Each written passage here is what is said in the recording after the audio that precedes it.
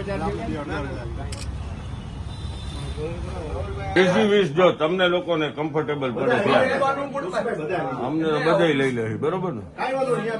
એના માધ્યમથી આજે જામનગર જિલ્લા રમતગમત અધિકારી કચેરીમાં આવેદનપત્ર અને રજૂઆત કરવામાં આવેલ હતી. રજૂઆતની વિગત એવી છે કે ગત વર્ષનો જે ખેલ મહાકુંભ હતો, એટલે કે વર્ષ 2024-25ના ખેલ મહાકુંભના પ્રાઇઝની જે મની છે, એટલે કે જે ખેલાડી ભાઈઓ બહેનો વિજેતા થયા છે એને જે પ્રાઇઝ મની જાહેર થયેલ હતી તે મળવા પાત્ર હોય તે આજ દિવસ સુધી મળેલ નથી.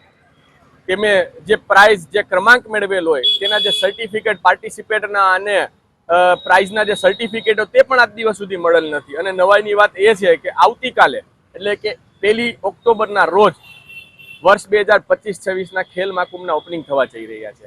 અમારી વાત એટલી હતી કે ગત વર્ષની પ્રાઇઝ મની અને સર્ટિફિકેટો હજી મળ્યા નથી અને નવા ખેલ મહાકુંભના ઓપનિંગ થવા જઈ રહ્યા છે, તો વહેલામાં વહેલી તકે જે ખેલાડી ભાઈઓ બહેનો ગત વર્ષે વિજેતા થયા છે તેને પ્રાઇઝ મની અને સર્ટિફિકેટ મળવા જોઈએ. સાથે એવી વાત પણ છે કે સર્ટિફિકેટ આ વખતે ઓનલાઈન પોર્ટલ ઉપરથી સીધી પ્રિન્ટ કાઢી લેવાની.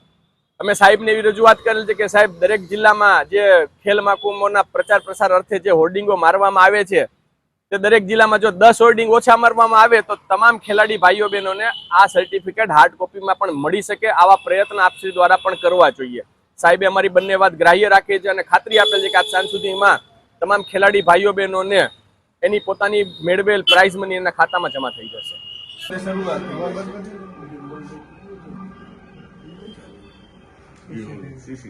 આ બાજુ જોજો. ઓકે, શું ઓકે? ઉભા રહેજો, વિડિયો ચાલુ છે. ઓકે જયેશભાઈ, શરૂઆત.